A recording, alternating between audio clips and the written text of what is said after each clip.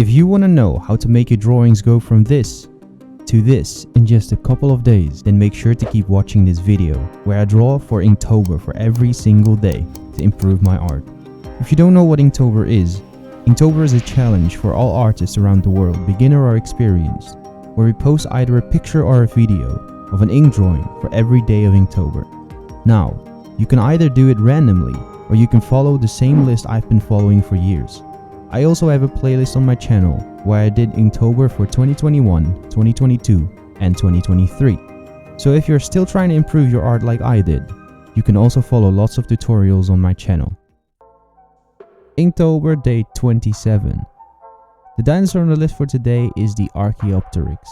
If you don't know what the Archaeopteryx is, it's actually a dinosaur that looks a lot like a bird. I think it's one of the first dinosaurs that they've actually found evidence of it having feathers. And not only that, it had kind of like a wing structure on its arms, and it had some kind of secular wing structure on its legs or something. Unfortunately, because of this pose, I wasn't really able to show you guys, like, you know, the what do you call those, like the feathers for flight or something, like on his legs.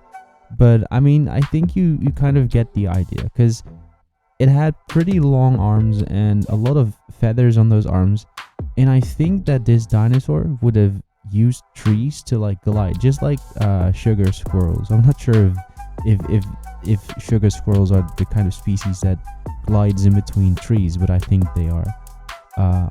So yeah, well, we're gonna add some color to this drawing. I really try to like use my like inspiration from real birds, like birds of prey and stuff like that, and I tried my best to give it like a brown color, you know, a brown coloration and some white. I have used these colors before on other drawings for Inktober that I did, and I must say that I really like the result.